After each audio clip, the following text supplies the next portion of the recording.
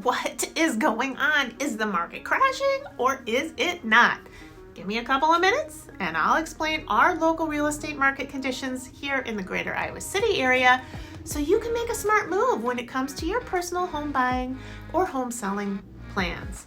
Are you so tired about hearing of this supposed imminent housing market crash? Why is it not happening?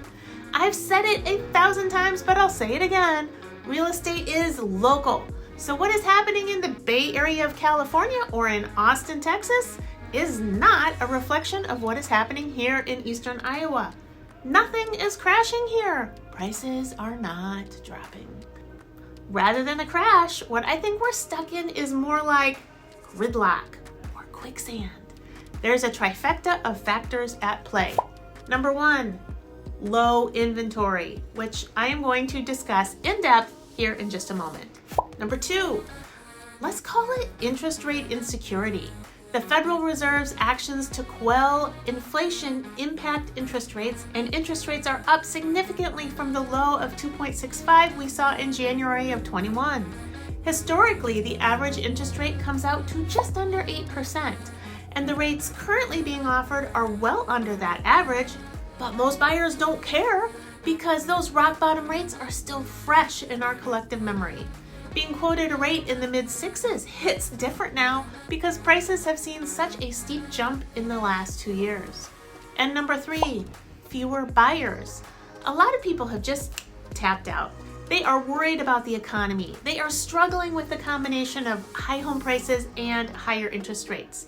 The number of buyers out there looking is tied directly to those factors. Some buyers, like first-time buyers, they're fairly easy to analyze. They can either afford to buy a home or not. Buyers that are current homeowners are the complicated ones. They may be looking to move up or downsize, but because inventory is so limited, there's nothing out there that makes them want to jump. They're just waiting for the pool of available properties to get deeper in order to give them some actual options to consider.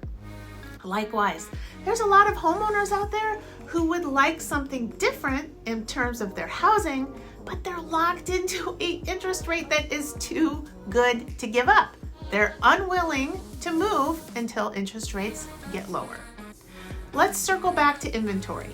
Nationally, housing inventory has been limited since about 2008 when builders cut way back on new starts during the recession. And new construction has yet to catch up with demand. Inventory is also quite limited locally. I keep hearing the same story from my realtor friends. We all have buyer clients, but there's nothing to sell them. And trust me, realtors are a wily bunch. If there is a house anywhere that can be scratched up from under a rock, we will find it, we will show it, and we will sell it. The lack of inventory is especially alarming here in certain price points. There is next to nothing available for buyers trying to get in on a single family starter home priced under $250,000 in the greater Iowa City area. Inventory is also extremely limited the next step up, single family homes priced under $350,000. I'm currently working with several buyers in both price brackets and it feels like I'm searching for a unicorn. Don't get me wrong, I would love to find these people a nice house priced appropriately, but right now, that is like trying to squeeze blood out of a turnip for homes priced under $350,000. This is good news for you though, if you have a house to sell that will probably be priced under $350K, you can be prepared for your pick of strong offers. Why don't you give me a call and let's make it happen. I was chatting with another agent the other day about starter homes.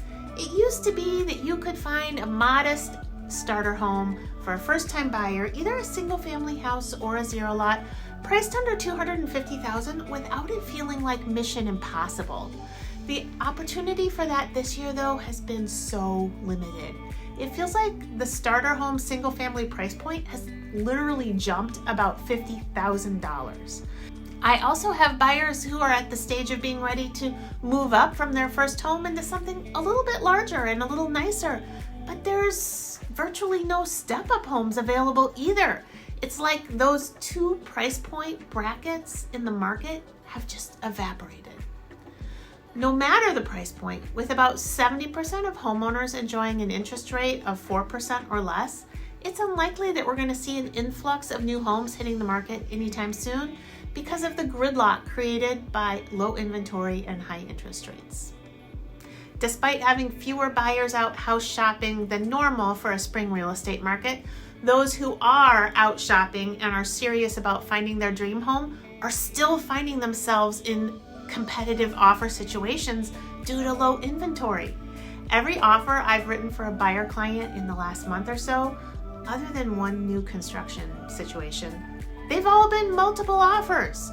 On the flip side, my seller clients' listings have also been seeing multiple offers, and my sellers are enjoying all of the perks of these competitive offers. Yes, bring us those limited or waived inspections. Bring us your higher than normal earnest money amounts, your appraisal gap guarantees. Throw all the cash at us. So while there are fewer transactions happening as compared to last year, the transactions that are happening show that the market is still competitive.